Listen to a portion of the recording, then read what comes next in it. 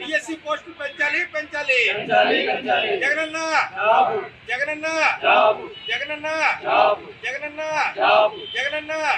DSC పోస్టులు పెంచాలి.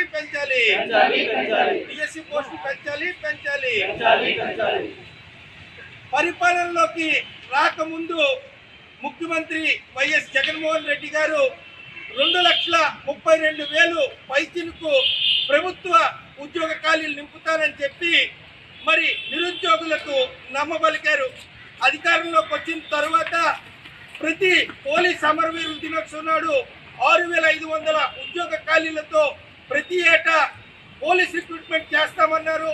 నేటికి 5 సంవత్సరాలకు గాను ఒకే ఒక్క విడత 4,511 ఉద్యోగాలు మాత్రమే ఇచ్చారు.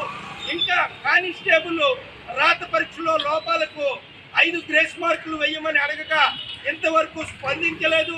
మరి డిఎస్సి చూస్తే 23,000 ఉద్యోగ ఖాళీలతో డిఎస్సి నోటిఫికేషన్ ఇస్తామన్నారు. 6,100కే పరిమితం చేశారు.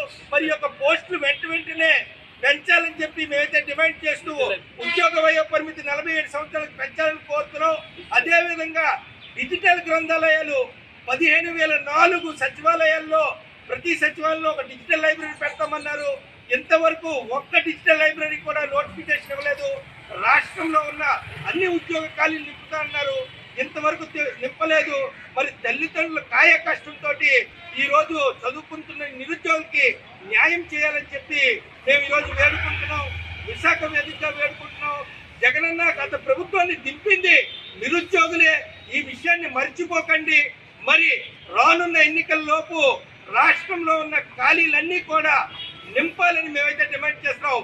We want justice. We want justice. We want justice. Jagananna Jagananna Jagananna Jagananna Jagananna Jagananna Jagananna